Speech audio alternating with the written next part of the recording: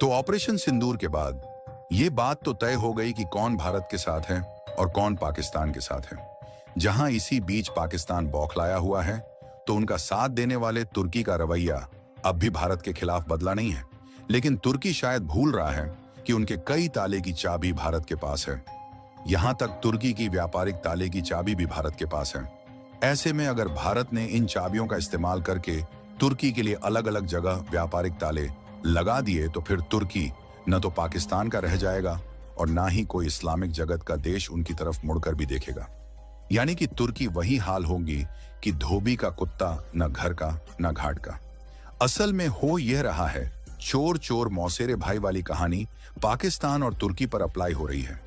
क्योंकि एक तरफ तो इन दोनों के हाथ में भीख मांगने वाला कटोरा है और पिछले कई सालों से उनकी अर्थव्यवस्था की धज्जियां उड़ रही हैं, लेकिन भारत से टकराने की बार बार नाकाम कोशिश कर रहे हैं। अभी जब भारत ने पूरे पाकिस्तान को दहशत में डाल दिया, तो चीन जैसे देश तक घबराए हुए हैं कि उन्होंने पाकिस्तान को जो आयरन डोम दिया था, ना तो वह भारत के मिसाइलों को रोक पाया और ना ही तुर्की और पाकिस्तान का कोई हथियार भारत की मिसाइल को रोकने में काम आया। फिलहाल आपको मालूम हो या ना हो, लेकिन डायरेक्टली और इनडायरेक्टली दोनों तरह से तुर्की के खिलाफ भारत के द्वारा एक के बाद एक कदम उठाए जा रहे हैं। पूरी डेवलपमेंट क्या है इस वीडियो में समझते हैं। लेकिन पाकिस्तान का साथ देने के चलते तुर्की को भी भारत लपेटने के कुछ ठोस कदम उठा रहा है। उसके लिए वीडियो को एक लाइक करके चैनल को सब्सक्राइब जरूर कर लीजिए, क्योंकि आपके लिए तो 1 सेकंड का काम है, लेकिन इससे हमारी काफी बड़ी मदद होती है। देखिए, अब भारत का इरादा साफ है कि जो भी देश भारत से पंगा लेकर भारत की टांगें खींचने की कोशिश करेगा या फिर भारत की आलोचना करेगा, तो उसे कूटनीतिक तरीके से घेर कर, आर्थिक तरीके से झटका देकर उनके देश को बर्बाद किया जाएगा। उदाहरण के लिए, जब मालदीव ने भारत के खिलाफ जाकर चीन से हाथ मिलाया, तब भी उनके हाथ में कटोरा आ गया और उन्हें अंत में भारत से माफी मांगना पड़ा। और तो और, जिन सामानों को चीन और तुर्की से खरीदने का फैसला किया था, उन सामानों को वापस से उन्होंने भारत से खरीदना शुरू किया।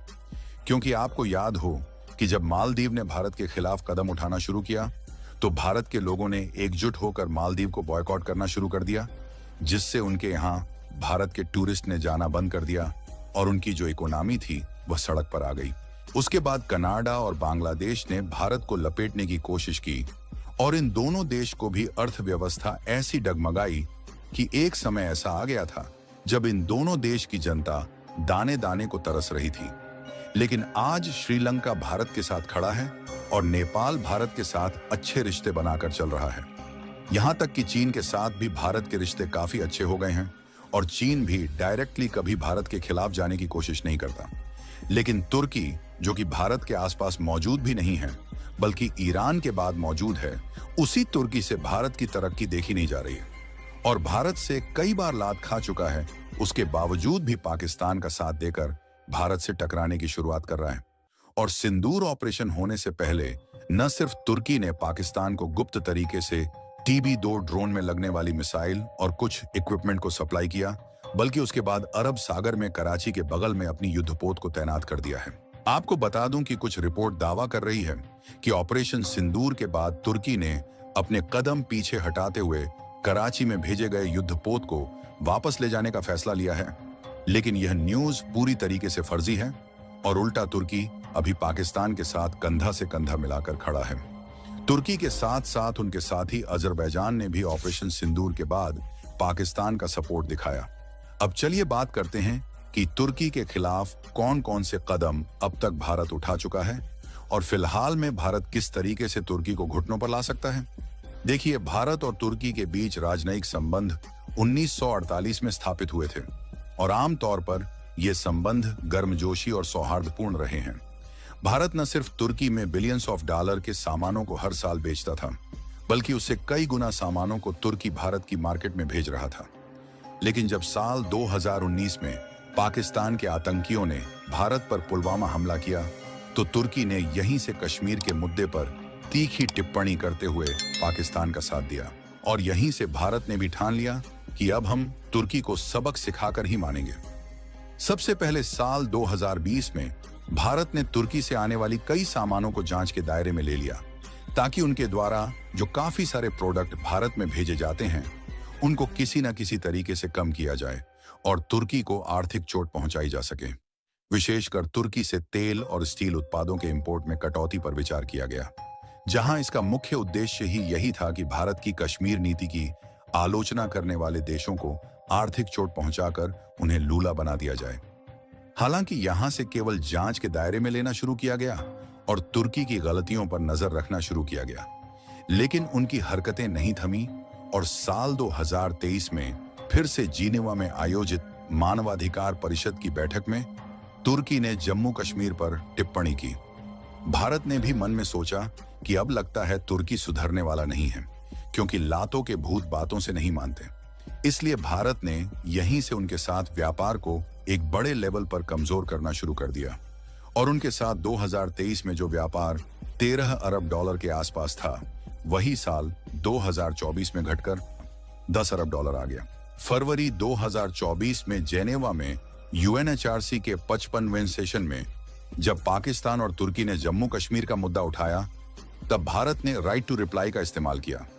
भारत की प्रथम सचिव अनुपमा सिंह ने पाकिस्तान के आरोपों का जोरदार खंडन करते हुए तुर्की को चेतावनी दी कि कश्मीर भारत का आंतरिक मामला है और भविष्य में इस पर अनचाही टिप्पणी नहीं करनी चाहिए। और उनके इन्हीं गलत कदमों के कारण भारत जो इनके साथ मिलकर अपने नौसैनिक युद्धपोत को बनाने का कॉन्ट्रैक्ट इन्हें सौंपा था, इनको उससे लात मारकर बाहर निकाल दिया। हालांकि भारत इनके साथ अचानक व्यापार को पूरी तरह से बंद नहीं कर सकता था, इसलिए भारत ने धीरे धीरे आर्थिक चोट पहुंचाता रहा। लेकिन इसी बीच भारत ने उनके बगल में मौजूद छोटे से देश आर्मेनिया को अपना साथी बना लिया और उन्हें अपने ताकतवर हथियारों को बेचकर न सिर्फ आर्मेनिया को भारत ने दोस्त बना लिया, बल्कि आर्मेनिया के माध्यम से भारत ने तुर्की के साथी अजरबैजान के पैर उखाड़ कर रख दिए। भारत को बार बार धमकी देता है, लेकिन भारत ने भी कहा कि अगर हमको धमकी दोगे तो अंजाम बुरा होगा, और भारत ने हथियारों की सप्लाई और भी तेज कर दिया, जिससे अजरबैजान की धज्जियां उड़ गईं। और आज ही यह भी खबर निकल कर आ रही है कि तुर्की पाकिस्तान में डेरा डालकर बैठा हुआ है। इसी बीच भारत ने आर्मेनिया को आकाश मिसाइल की दूसरी बैच डिलीवर करने का फैसला तय कर लिया है।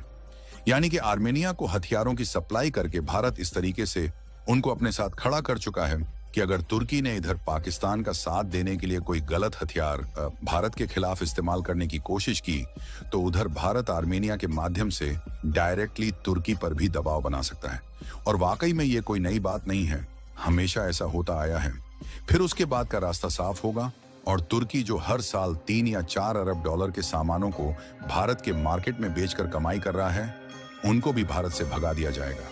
निष्कर्ष साफ है कि अगर भारत मार्केट से तुम्हें कमाई करना है तो भारत का साथ देना होगा, अन्यथा अपने बोरिया बांधो और कटोरा लेकर भीख मांगो।